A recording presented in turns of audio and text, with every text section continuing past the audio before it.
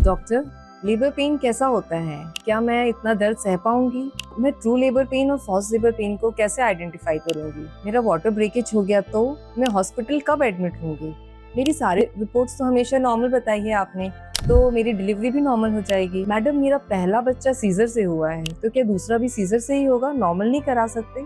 ऐसे बहुत सारे सवाल पेशेंट्स और उनके घर वाले अक्सर मुझसे पूछते हैं, खासकर फर्स्ट टाइम में। तो ऐसे ही कुछ सवालों का जवाब और कुछ कंफ्यूजन्स को दूर करने के लिए आज का ये वीडियो मैं बना रही हूँ। लोग हर पेन को लेबर पेन समझ के बार बार हॉस्पिटल विजिट करते हैं और कुछ लोग बहुत एडवांस में भी एडमिट नहीं होते ये सोचकर कि कहीं सीजर ना हो जाए।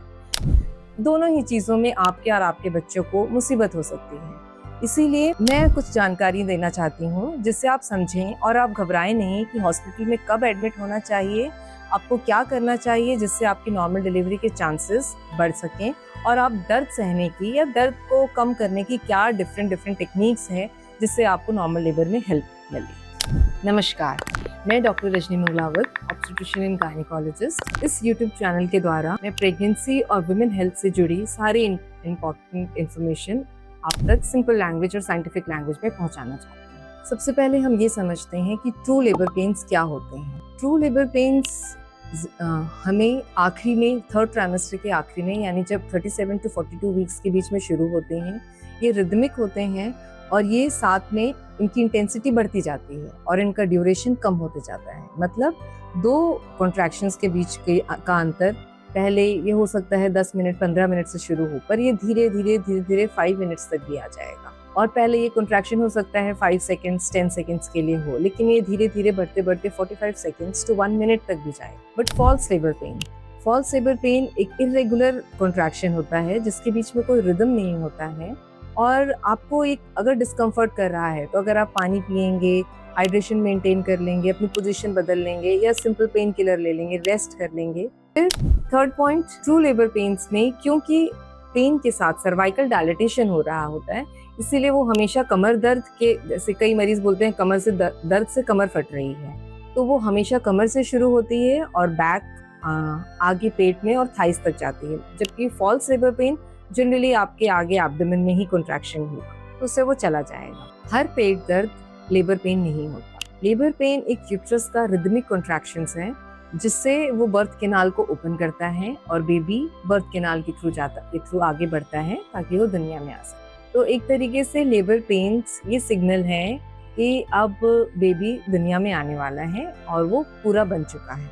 बहुत सी पेशेंट्स या उनके घर वाले ये भी पूछते हैं कि मुझे लेबर पेन कब शुरू होगा। आपको एक सोनोग्राफी से एक्सपेक्टेड ड्यू डेट दी जाती है जो जनरली 40 वीक्स पे होती है, लेकिन लेबर पेन 37 कंप्लीटेड वीक्स से लेके 42 वीक्स तक कभी भी हो सकता है और कोई भी एग्जैक्टली नहीं बता सकता कि आपको इस दिन को पेन शुरू ही हो जाएगा। हम फॉल्स लेबर पेन और ट्रू लेबर पेन को कैसे डिफरेंशिएट करें, इसमें भी पेशेंट बहुत कंफ्यूज्ड है। तो देखिए, फॉल्स लेबर पेन इरेगुलर होते हैं, कभी 10 मिनट में आएंगे, कभी 20 मिनट में आएंगे, कभी हफ्तों तक नहीं आएंगे और ये थर्ड ट्राइमेस्टर यानी कि लास्ट के 3 महीने में इरेगुलरली आपको आते रहेंगे, जो gradually towards the end of the pregnancy यही फॉल्स पेन ट्रू में कन्वर्ट हो जाते हैं। ट्रू लेबर पेन्स में फिर कभी कभी आपको पिंकिश डिस्चार्ज भी निकलेगा या हल्का सा ब्लड मिक्स डिस्चार्ज भी निकलेगा, बट फॉल्स लेबर पेन में कभी भी आपको रेडिश डिस्चार्ज या पिंकिश डिस्चार्ज नहीं आएगा। ट्रू लेबर पेन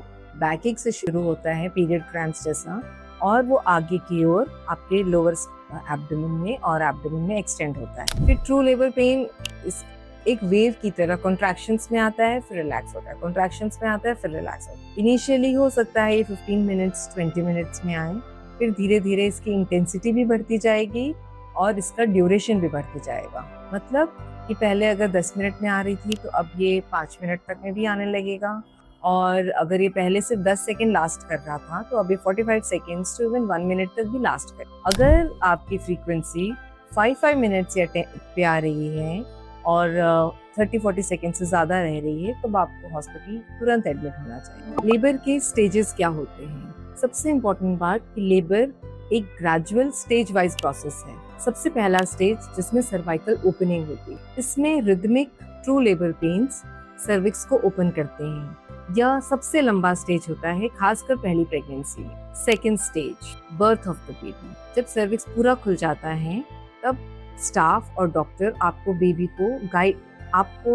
गाइड करते हैं कि बेबी को कैसे पुश करके हम बाहर लाएं। इसमें आपको मोशन सेंसेशन भी आ सकते हैं। थर्ड स्टेज, जिसमें प्लेसेंटा एंड आफ्टर बर्थ इसकी डिलीवरी की जाती है। इसका मैनेजमेंट बहुत जरूरी होता है, या इसमें ब्लीडिंग के चांसेस ज्यादा होते हैं। लेबर पेन कैसा फील होता है? हर विमेन का अलग अलग एक्सपीरियंस होता है, पर ज्यादातर विमेन से बताते हैं कि पहले ये बैकएक जैसा शुरू होता है, पीरियड क्रैम्प्स जैसा, किसी किसी को लूज मोशंस भी हो जाते हैं, और फिर ये आगे की ओर एक्सटेंड करता है इनर थाइज तक। इसकी फ्रीक्वेंसी धीरे धीरे बढ़ती जाती है, इसका ड्यूरेशन भी धीरे धीरे बढ़ते जाता है। क्या हम लेबर पेन कम कर सकते हैं?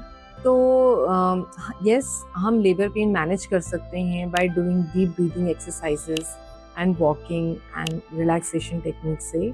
बट ट्रू सेंस में लेबर पेन कम करने के लिए epidural anaesthesia is the best method. But ये हर किसी के लिए सुटेबल नहीं होता है, बट इससे आपका 70 to 80% पेन कम हो जाए। डॉक्टर, मेरा 9th मंथ चल रहा है, मुझे कब पता चलेगा कि मुझे हॉस्पिटल अब एडमिट होना चाहिए? तो देखिए, सबसे पहले अगर आपको ट्रू लेबर पेन शुरू हो गए हैं, आपका वाटर बैग लीक हो गया है, या आपको हल्की ब्लीडिंग लग रही है, और सबसे इम्पोर्टेंट, अगर आपको बेबी मूवमेंट अप्रिशिएट करते नहीं बन रहा है, इन चारों ही केस में आपको हॉस्पिटल जाना पड़ेगा। आपको लेबर पेन शुरू हो गया है, पर आपको फ्रीक्वेंसी भी आपकी तेज हो गई है, तब आपको घर पे वेट नहीं करना चाहिए। जब हमें 10 मिनट में 3 कॉन्ट्रैक्शंस आने लगते हैं, तो इसका मतलब हम एडवांस स्टेज ऑफ लेबर में हैं और अब हमारी डिलीवरी 1 से 2 घंटे में हो जाएगी। तो उससे पहले हमें पहुंच जाना चाहिए हॉस्पिटल। दूसरा, लीकेज। कई बार पेशेंट को दर्द से पहले ही वाटर ब्रेक हो जाता है उनका। ऐसे में सबसे पहले आप घबराएं नहीं, क्योंकि ये नेचुरल प्रोसेस है जो आपको पेन से पहले शुरू हो गया। ये अल्टीमेटली हम कराने ही वाले हैं आपको हॉस्पिटल में। तो अगर आपको लीकेज होती है तो सिर्फ आप एक लार्ज पैड पहने, लेट जाएं, और जितनी जल्दी हो सके 1, 2, 3 घंटे में आप हॉस्पिटल आ जाएं, पर पैनिक ना।